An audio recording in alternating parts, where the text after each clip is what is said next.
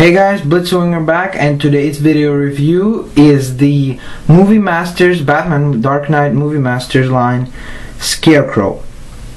So this is a pretty old figure. I actually picked it up on clearance recently for I think $3 or $4. I wanted to get it, but it was not one of my really wanted ones on the Movie Masters line. I mean, obviously everybody's first guy or first character was the Joker, which is why he was so hard to find and stuff like that. But I just waited and then ended up getting a really good deal for, I don't remember, but I got him like almost a third of the price, something like that, than what he usually goes for. So that was awesome. And the same with this guy. I waited and I ended up getting him now on clearance because my Toys R Us has like 900 of them on the shelf and they're just trying to get rid of them. So he was like $3, I think, or something like that.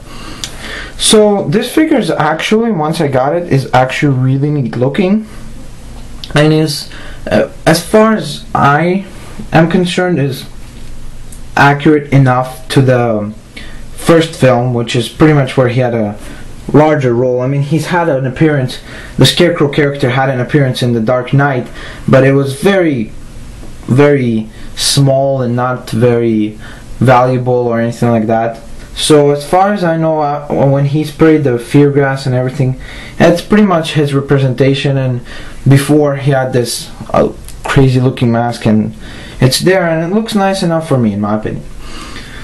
So let's get to this guy. So before I show himself, I'll show you what this line is known for bringing, which is this Gotham PD evidence bag, sealed by and date. I should have wrote Blitzwinger there.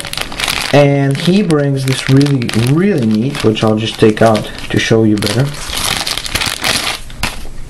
which is this really neat mask. Kind of reminds me, if you've seen this new Halloween movie, Trick or Treat, it's really reminiscent kind of that. So, well, it's a little different, but it's same kind of feel from this mask. And it has a nice rubber band here where it can stretch. And what I was actually thinking is maybe getting a 12-inch G.I. Joe or something, or customizing him to have a 12-inch Scarecrow, which would be kind of cool to put this on him. So that's awesome that they bring this, and it really seems like it's perfect for a 12-inch or 1/6 scale figure. So maybe if you do have already like some type of figure, you could display this with them. Or maybe if you have one of the Hot Toys figures, so you can get, well, if you have some Hot Toys figures, you can get a Scarecrow to go along using this mask. So it's great for customizers like myself. So that's all he brings as far as accessory wise, but for me personally, that's enough considering how great he's done himself. So I'll just place him there. I'm trying to be a little, throw less in my hands, so it's more for you guys to actually enjoy the figure instead of my hands. So there's the face sculpt. I mean, this face sculpt is just awesome. So very, very well done. Where it's nice tears, as you can see, around the face, around the eye there, where it seems like it's sawed together from different pieces of material, and creates a nice texture feel to that. And then as we work our way down, we can see this really nice straight jacket kind of looking jacket. It's very like weathered up and very dirty looking, and like it's been through wars. And I really like the neat effect over there, as you can see how it's really like that folded on effect that a lot of companies tend to do with clothing, but it's really well done there, especially for this jacket. And as you can see some of his hands showing out there, and both of those. And yeah, and then there's his feet. So the jacket pretty much covers his entire body. And then if I just turn him around, you can see a little bit of his hair at the top there, and again sawed up together just really nicely. Like, I hope you can see that, just so very well done. And then there's that straight jacket feel where it's all with those little locks and stuff. And then there's a big opening in the back, as you can see, to reveal his shirt, which is white, and his pants, which are black, all the way down to the shoes. So that's pretty much it for as far as he goes for his little close-up shot there. So let's get to the articulation of this guy. So as far as articulation is concerned on the Scarecrow figure, let me just zoom out a little so you can actually see all of them. So the articulation is actually really nice on this guy. I wish a lot more figures would be this way. So he has a ball jointed head, which allows for a lot of maneuvering around. I mean, look at this. It's pretty much any pose you would want to pull off, he can. So that's nice that he has so much articulation. And his articulation actually seems a lot better implemented than that of the Joker. I actually like this guy a little better than the Joker figure that I have. Then he has a ball jointed shoulder, and allows him for a lot of maneuverability there. Then he has a joint in his elbow, and I checked, his wrists do have a swivel. It's a little difficult, but as you can see, I am able to rotate him there. So as you can see, it does move, in fact, but it's a little difficult because of this sleeve piece.